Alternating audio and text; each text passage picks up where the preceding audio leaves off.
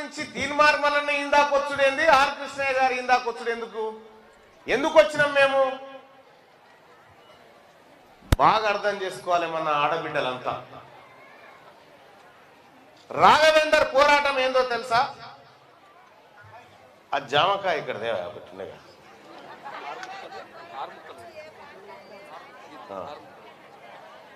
ఇది ఒక జామకాయ, అవునా? ఇది జామకాయ. మార్ గోర్మాటి ఎవరన్నా ఒక చిన్న పిల్ల ఉంటే ఇట్రా రండి. అమ్మారా నువ్వు ఇట్రా, ఎవడియా వరా.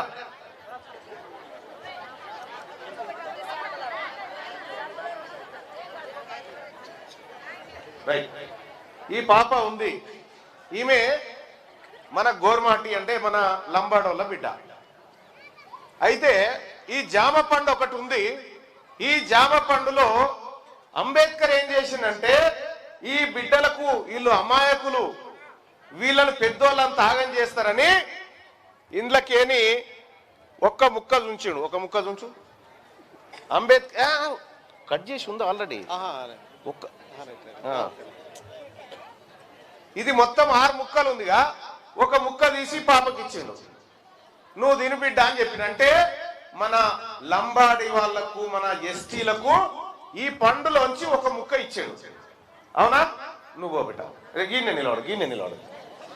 ఈడనే మన సోదరుడు ఎంఆర్పిఎస్ అధికార ప్రతినిధి, జిల్లా అధికార ప్రతినిధి ఇక్కడ ఉన్నాడు, మన మాదిగోళ్ళ బిడ్డ. వాళ్ళకి ఏం చేసిండు అంబేద్కర్? వీళ్ళు కూడా అన్యాయం అయిపోతారు అని వీళ్ళకు ముక్క పంచాడు. 2 ముక్కలు పోయినాయి కదా. 2 ముక్కలు పోయిన తర్వాత ఇక్కడ మన బీసీలు ఉంటారు కదా, మన బీసీలకు ఒక ముక్క పంచి, మన రాఘవేందర్కు ఒక ముక్క. ఇక ఇంట్లో ఎన్ని ఉన్నాయి? 3 ముక్కలు ఉన్నాయి కదా. ఈ 3 ముక్కలు ఎవరికట అంటే వాళ్ళకట. అరే మేము బీసీలం ఎక్కున్నాం రా, ఇక్కడ మా బీసీల దాంట్లో మనం అంతా సూదరోళమే కదా. సూదరోళం అంటే ఎరికేగా మనము, మా సూదరోళం ఎక్కున్నాం రా, మాకు గింతమంది ఉంటే గీ ఒక్క ముఖ్యాడ సరిపోతుంది రా అనేవో రాఘవేందర్ చెప్తా ఉన్నాడు. గింతమంది కడుపులు ఉన్నాయి, మాకు ఆకలి అవుతుంది, ఒక ముక్కతో మా కడుపు ఎట్లా నిండుతుందిరా అని చెప్తా ఉన్నారు. వీళ్ళు మోతాదు ఉన్నారు, ఒక ముక్క సరిపోయింది. వీళ్ళు మోతాదు ఉన్నారు, ఒక ముక్క సరిపోయింది. మరి మేము సగం పచ్చి అయితే తప్ప మా కడుపు నిండదనేవో రాఘవేందర్ చెప్తా ఉన్నాడు. రాఘవేందర్ చెప్తే ఆర్ కృష్ణయ్య గారు మేము అందరం కలిసి ఏం చేసినామంటే రాఘవేందర్ చెప్పింది కరెక్టే, ఈ ఒక్క ముక్కతో మా కడుపు నిండది, మాకు ఇలా 2 ముక్కలు కావాలి అని చెప్పి మళ్ళొక 2 ముక్కల కోసం కొట్లాడినాం. మళ్ళొక 2 ముక్కల కోసం కొట్లాడి రాఘవేందర్ చేతిలో పెట్టాం.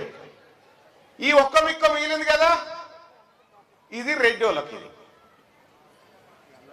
ఇది రెడ్లకు వెలమదొరలకు ఈ ఒక్క ముక్క. ఎందుకంటే వాళ్ళు పిడికెడు మంది ఉంటారు కాబట్టి వాళ్ళకి నిండంగా సరిపోతుంది. ఇంకా వాళ్ళు కొద్ది మంది ఉంటారు కాబట్టి వాళ్ళకి సరిపోతుంది.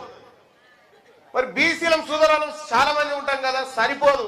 కాబట్టి మేమంతా కొట్లాడి 2 ముక్కలు మళ్ళీ సంపాదించుకొచ్చి రాఘవేంద్ర చేతిలో పెట్టాం. పెట్టంగానే ఏమైంది? ఈ రెడ్డి ఆయన ఏమని చేసి నెరికేనా ఇది తిన్నాడు.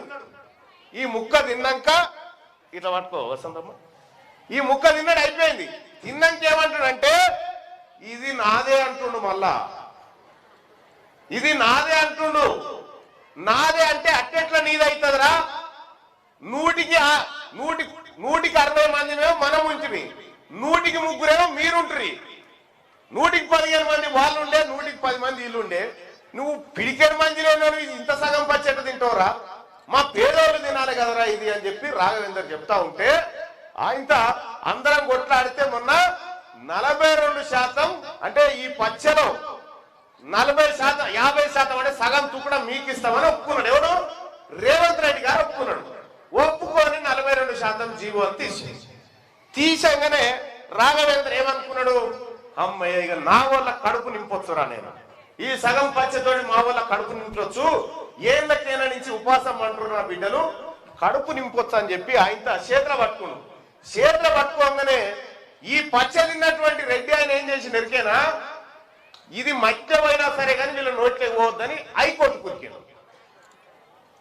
ఇది మట్టిలో పడ్డా సరే కానీ ఈ సూదరాలు తినొద్దు వీళ్ళు తినొద్దు అని చెప్పి ఈ పచ్చని మళ్ళా గుంజుకపోయి హైకోర్టు కాడ పెట్టి అయ్యా వాళ్ళు ఎప్పటికి మా కాళ్ళ కింద బతకాలి మా తను అడక తినాలి కానీ మా దాంట్లో వాటా ఎట్లిస్తారు వాళ్ళకు అని చెప్పి ఈ జామకాయను ఎత్తుకపోయి మళ్ళీ ఎడబెట్టిరు. కేసు వేసిన ఆయన ఎవరు ఈ జామకాయ వాపస్ తేవాలని గుట్టంగారి మాధవరెడ్డి అని ఓ రెడ్డి ఆయన కేసు వేసాను. ఆయన వేయగానే మళ్ళీ ఇంకో రెడ్డి గారు వాదించినేమని ఎట్లిస్తారా బీసీలకు రిజర్వేషను ఎట్లా పోయినా సరే కానీ మీరు తినొద్దు అని చెప్పి కేసు వేస్తే ఒక రెడ్డి ఆయనేమో జీవో ఇచ్చిండు తీసుకోమని, ఇంకో రెడ్డి ఆయనేమో ఇది ఇయ్యొద్దని కోర్టుకు పోయిండు, ఇంకో రెడ్డి ఆయనేమో కోర్టులో వాదించి ఈ బీసీల నోట్లే మన్ను పోయాలి, ఈ ముదిరాజుల నోట్లే మన్ను పోయాలి, యాదవుల నోట్లే మన్ను పోయాలి, ఈ మన ఒడిరాల నోట్లే మన్ను పోయాలి, మన కురుమల నోట్లే మన్ను పోయాలని చెప్పి కేసు వాదిస్తే జడ్జి గారు కూడా ఎవరు మళ్ళా రెడ్డి ఆయన జడ్జి గారు ఏం చేసిందంటే చల్ ఇది మట్లే పోయినా పర్వాలేదురా అలా నోట్లే పోవద్దురా అని మళ్ళా వాపసు గుంజుకున్నాడు. అర్థమైంది అతను నేను చెప్పింది. మళ్ళా మట్లే పోయినా పర్వాలేదు కానీ ఈ రాఘవేందర్ చెప్తున్న ప్రజలకు దక్కొద్దు, ఈ సూదరులకు దక్కొద్దు అనేది వాళ్ళ బాధ.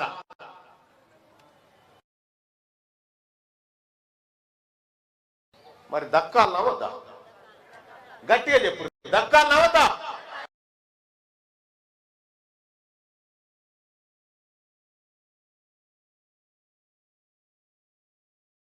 దక్కాలనుకునే ఆడబిడ్డలు అంత చేయలేవాడు చూద్దాం. మేము మా నోట్ల మన్ను పోసినోడు ఎవడైతే ఉన్నాడో, ఎవరు పోసిరు?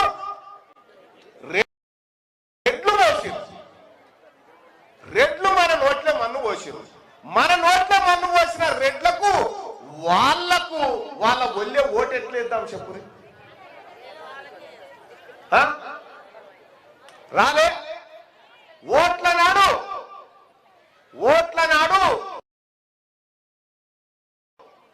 ఇంతింత కట్టలు పట్టుకొని తిరగలేమి ఇళ్ళ చుట్టాలు తిరిగి రాలేదా? ఇక్కడ ఒక 1000 రూపాయలు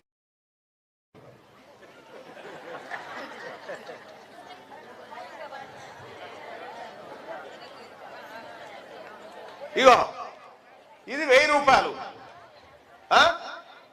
ఈ 1000 రూపాయల నోటు, ఈ నోటు తీసుకొని ఇప్పుడు రెడ్డి వాళ్ళ ఇంటికి పోయి ఓటు కొనుక్కొస్తారా మీరు?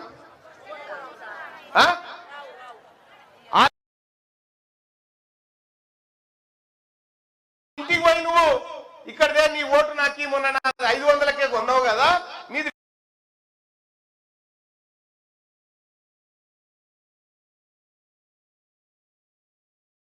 రూపాయలు ఇస్తా నాకి అని అడుగు.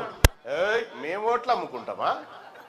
చెలాయించి మీరిచ్చిన బలంతోనే జామ పచ్చ కింద వారేసారు. మీరిచ్చింది ఆ బలం, వాళ్ళకు ఓట్లేసి అవి అట్లా చేసారు. మీరు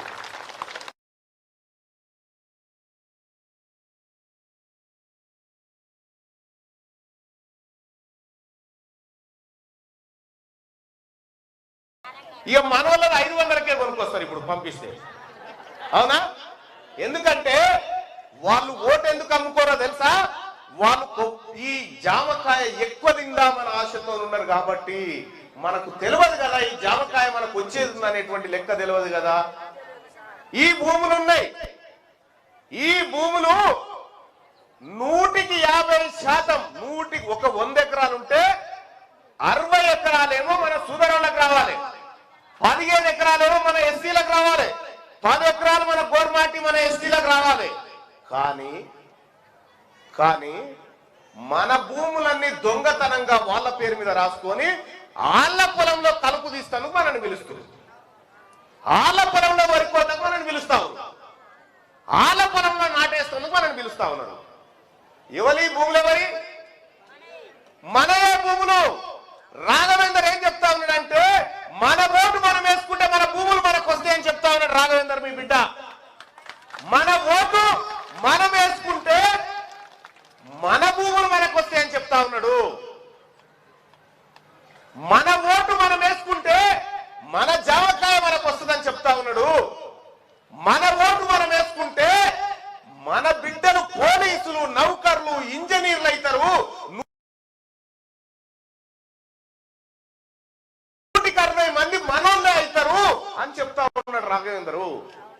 కానీ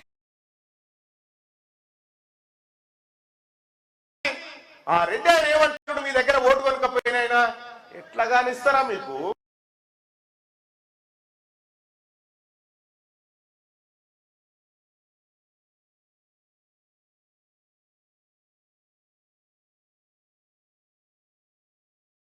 మీ వాళ్ళ దగ్గర ఓటంలో జరుగుతున్నటువంటి కథ ఇగో ఇది. మరి మనం రాఘవేంద్ర దిక్కుందామా, రాజిరెడ్డి దిక్కుందామా? రాఘవేంద్ర దిక్కుందామంటే వాళ్ళు చేయలేవాటు. ఇక రాజిరెడ్డి దిక్కుండేటోళ్ళు ఇడికెళ్ళి వెళ్ళిపోరు, కానీ రాఘవేంద్ర దిక్కుండేటోళ్ళు చేయలేవాటు. మీరంతా అంటేనా?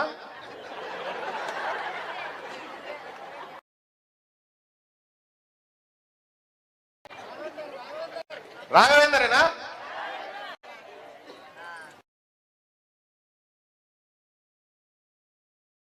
రాఘవేంద్రకు ఒకసారి జై అనురి. రాఘవేంద్రకు, రాఘవేంద్రకు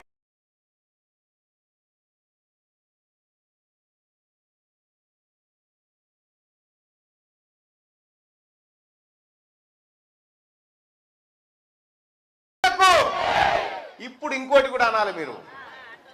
మరి బీసీలు అంటే క్లాస్. మన పిల్లల్ని బడికి తోలిస్తాం కదా, బడికి తోలిస్తే ఒకటో తరగతి ఉంటుంది. ఒకటో తరగతిలో మన ముదిరాజుల బిడ్డ ఒకటో తరగతిలో లోపట్నే కూర్చుంటాడు, మన గౌన్ల బిడ్డ అన్ననే కూర్చుంటాడు, మన కమరోళ్ళ పిల్లగాడు అన్ననే కూర్చుంటాడు, మన వడ్రోళ్ళ బిడ్డ అన్ననే కూర్చుంటాడు, మన సాకల మంగళ పిల్లలు అన్ననే కూర్చుంటారు. అలాగే మన లంబడోళ్ళ బిడ్డ అన్ననే కూర్చుంటాడు, మన మాదిగోళ్ళ బిడ్డ మాలోళ్ళ బిడ్డ కూడా అన్ననే కూర్చుంటాడు. జర తామ్యాడి తమ్. అయితే వీళ్ళందరూ ఇలా కూర్చుంటారు కదా, క్లాస్ లో బళ్ళే కూర్చుంటారు కదా, ఒకటే క్లాస్ రూమ్ లో కూర్చుంటారు కదా. వీళ్ళందరూ కూర్చున్న రూమునే క్లాస్ అంటారు, తరగతి అంటే.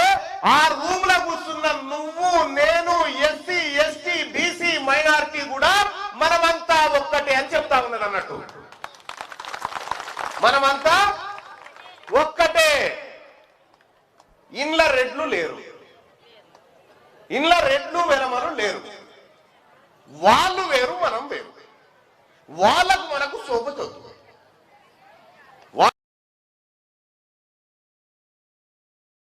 మనకు సోపతొద్దు.